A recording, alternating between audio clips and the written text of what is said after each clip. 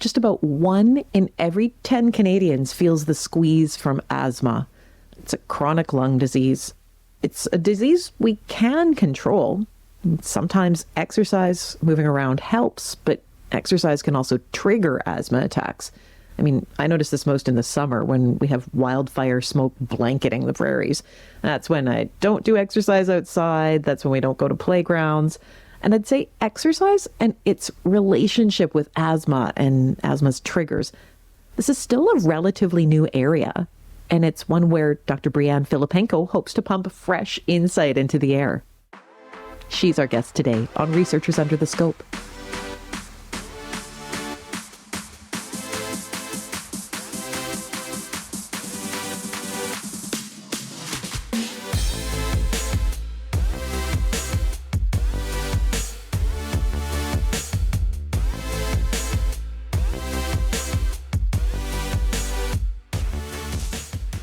Hi, I'm your host, Jen Cannell, and we are recording this on Wednesday. It's the 18th of December, 2024, and we're connecting online talking about exercise and asthma. And I'm joined by Dr. Brianne Philipenko, who's now in her third year of her respirology practice here in Saskatoon. She's also an assistant professor of respirology, critical care, and sleep medicine at the University of Saskatchewan's College of Medicine. And she joins us now. Hello there, Dr. Philipenko. Hi, Jen. Thanks for having me. Now, I know you're from Saskatoon. You grew up here. You're the oldest of 4 sisters. Looking back, where would you say your interest in healing people started? You know, I thank my mom a lot for getting me involved in volunteer endeavors throughout high school and elementary school. I really enjoyed science at school, biology, and that was definitely my favorite subject. But that combined with the rewarding aspects of the volunteer work that we did growing up definitely steered me towards medicine. It was a natural fit. What kind of volunteering did she have you doing? I volunteered. I was volunteering quite frequently, actually, at several different institutions. But through our church, we worked with the social justice committee. I volunteered at Sherbrooke with the occupational therapists. In the pool doing water therapy, doing music therapy at Sherbrooke. There were quite a few things that I was involved in, and I just found that a really fun and rewarding part of life. And it was pretty neat that medicine could combine both my love of science as well as that aspect that I found very rewarding. Well, and you studied medicine here at home in Saskatoon, right? You came to the U of S, went to the College of Medicine, and then as you were going through and sort of trying to decide, okay, where am I going to specialize? What am I most interested in? Would you say there were any people or events that kind of turned things for you in terms of the direction of your career and your research? Absolutely. So I think most of my decisions were shaped by the people that I was exposed to throughout my training in medical school and in internal medicine. I was able to work with Dr. Erica Penz, who does a lot of asthma and airways research and is a respirologist here in Saskatoon. She definitely inspired me to pursue respirology. And then in Calgary, I really have some mentors there to thank for inspiring my interest in research, which was a surprise to me. I didn't think it'd be something I'd want to be a part of my career initially, but it was a very fun experience being involved in all the projects they had going on in Calgary. And then I found the variety that it added to my life and day-to-day was something that I really wanted to be a part of my career. Tell me a little about some of those projects in Calgary. What did you start looking at? Yeah, so I actually worked with a pulmonary hypertension physician. So pulmonary hypertension is high blood pressure essentially in the lungs. So you can have high blood pressure in your arm when you measure it with a blood pressure cuff, but you can also have high blood pressure in the lungs, and it's quite a serious condition in some patients, typically affects young women, but exercise is a mainstay as part of the treatment of that and pulmonary rehab. But there was an issue in Calgary in that not everyone could access pulmonary rehab as it was a limited resource, in Calgary being a gigantic city. So that's actually where my interest in physical activity as an adjunct to treatment in severe respirology conditions sparked. But they had the same issue in Calgary in that there was poor access. So coming up with a creative, innovative way to allow people to access an exercise program outside of the typical organized pulmonary rehab in a gym setting was something that I became really interested in. So what did you set up in terms of test conditions? Like what kind of a workout would a person need to do? Yeah, so at the time, it was just at the beginning of COVID, actually, and I was doing a lot of Nike training apps and exercising at home on my own, doing interval training and following Right, videos. because all the And gyms were all so, closed and yeah. exactly. And so, while doing that, I thought, hey, this would be kind of neat to have for patients and to have a patient centric exercise program that also includes some education, maybe some breathing exercises, the same kind of thing that they'd experience at a formal pulmonary rehab program, but delivered by mobile app. So that's where that idea to do a remote pulmonary rehab program came from. And so that's what's translated into my work in asthma now back in Saskatoon. What does your research look like today in terms of the question you're trying to answer? So I'm looking at several different questions right now, but sticking with the exercise question, my question is in severe asthma patients, we have a lot of very expensive, fancy injectable medications that make a huge difference for patients, improve quality of life, improve asthma control, decrease flares, and increase the ability for people to participate in their day to day life. But they're super expensive. They're in the range of $30,000 a year. And often, once people are on these drugs, they still feel short of breath. And my question that I want to answer is in those patients with severe asthma, what role can something as simple as physical activity play in improving their symptoms? Because a lot of these patients have avoided exercising for so long due to their asthma. But now that their asthma is better controlled, they suffer from different things like deconditioning and just fear of exercise in general. So, looking at that severe asthma population and seeing how we can improve patients' lives with an exercise program that's accessible by mobile app, so it can be done wherever by whomever, was something that I was really interested in. Oh, okay. And when we're talking severe asthma, what qualifies as severe? So, the severity of asthma is a bit of a retrospective label, and we place that label on patients depending on what kind of medication they require to maintain asthma control. So, these are patients requiring essentially a lot of medication to keep control of their asthma and not have symptoms of their asthma on a daily basis. And that's like medication probably for life, right? Usually for life, what's really interesting and groundbreaking in the world of asthma right now is this question of remission. And so these expensive injectable medications that are changing people's lives have really been coming out and more available in the last decade. But now the next step in looking at these injectable medications is on these medications, can patients stop using their inhalers? Can patients essentially be in remission from their asthma? It's not in the same sense as in cancer therapy where you don't need to take treatment anymore. But on these injectable medications, do these people feel like they have asthma at all anymore? So that's actually a hot topic in the field of research in asthma. But so far, there's no answer as to whether patients could eventually stop these medications or not. So far, we have these patients on it with the intention for it to be lifelong. I think for a lot of the people I know who have asthma, exercise has always been one of those things that it's like, yes, it's good, but don't overdo it. Don't hit that red line where suddenly it's really a problem.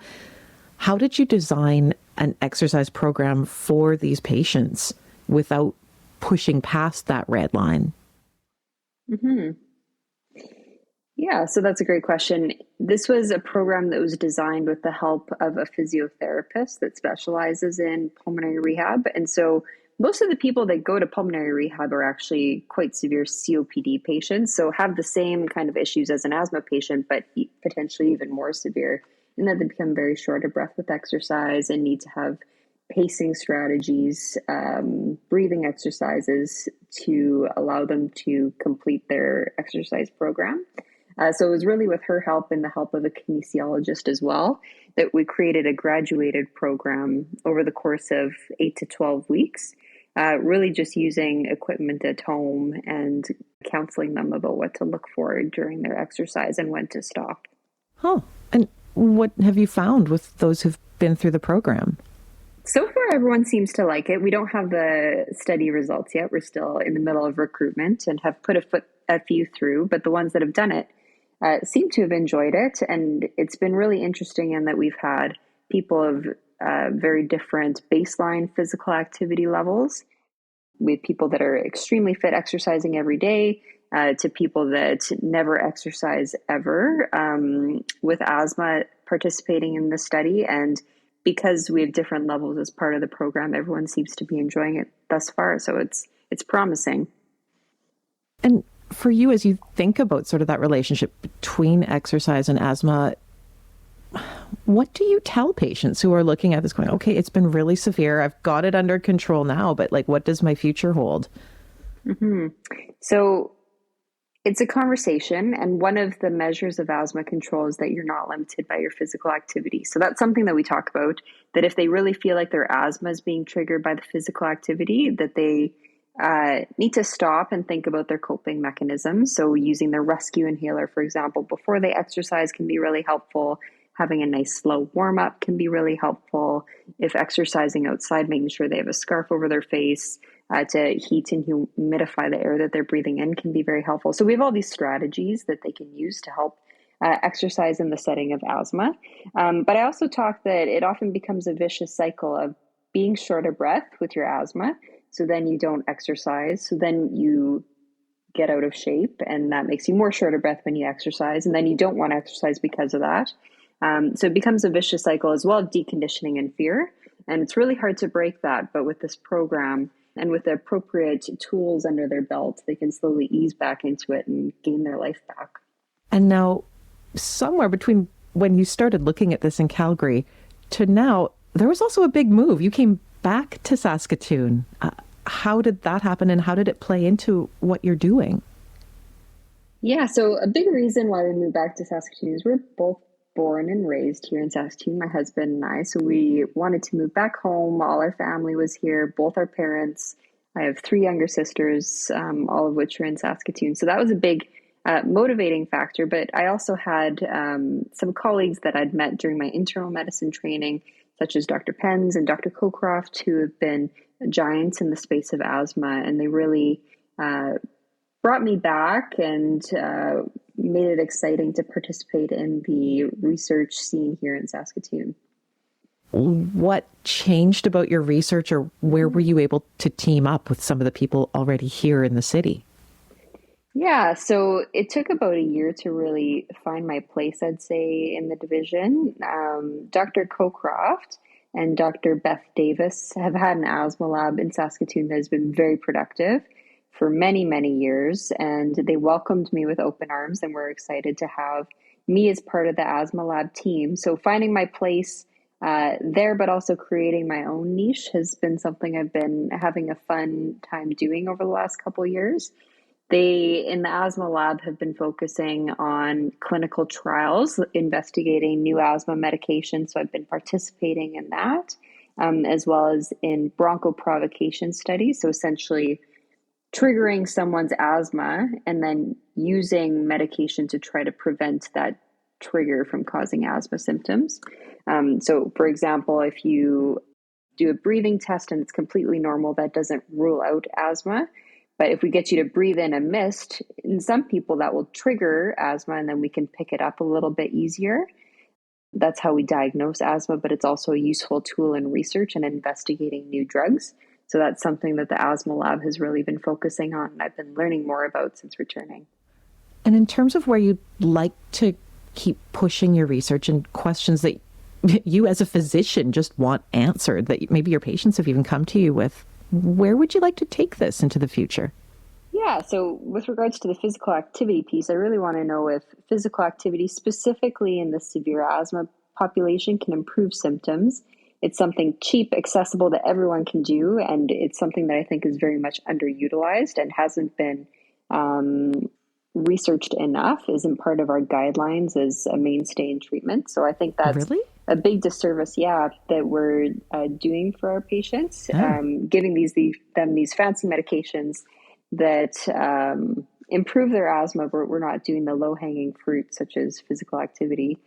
which intuitively, of course, would make someone feel better if they were more active. Well, yeah. So that's a big question that I'm interested in. And then with all of the clinical trials that we're doing through the lab, really looking for those magic medications that we've already discovered a few of, but those medications that can change people with asthma's lives, decrease their symptoms, allow them to get back to work, and essentially feel like they don't have asthma. That's the wonderful thing about asthma, is that if it's controlled, you should be completely asymptomatic. It's not a progressive disease. And we have some medications that can achieve that for people now. So it's a pretty exciting time to be working in this field. Well, and the other part of your days and weeks are you have that active respirology practice too. You're regularly seeing your patients, aren't you? Yeah. So I have an outpatient clinical practice. I do a clinic on my weeks where I'm not on service, primarily seeing asthma patients, but respirology patients with all conditions are part of my practice. And then I also do inpatient respirology and internal medicine. So I'll spend a week on service at either RUH or at St. Paul's Hospital on the respirology consult service. So if there's a team that has a patient with a breathing problem, they'll call our service and we'll help them out while they're in hospital. In terms of you, Dr. Philipenko, and where you're going, can you see research continuing to be part of your future here as a respirologist? Yeah, I think right now I do. So when I first started back in Saskatoon, I initially thought I would just want to be doing clinical practice. I'd had all this research experience in Calgary. I thought it was great, but I didn't feel like I necessarily needed it to be a part of my life. So I actually did a year of largely just clinical practice and not a lot of research, but I really missed that variety. I find variety is the spice of life. And as much as I love my clinical practice, it's really nice to have something else going on that shakes things up. And for me, that was research. So for now, I absolutely am excited to keep that a part of my career. Oh, well, Dr. Philipenko, we are so glad to have you here in Saskatoon and to have you on the podcast. Thank you for this. Yeah, no, thanks for having me.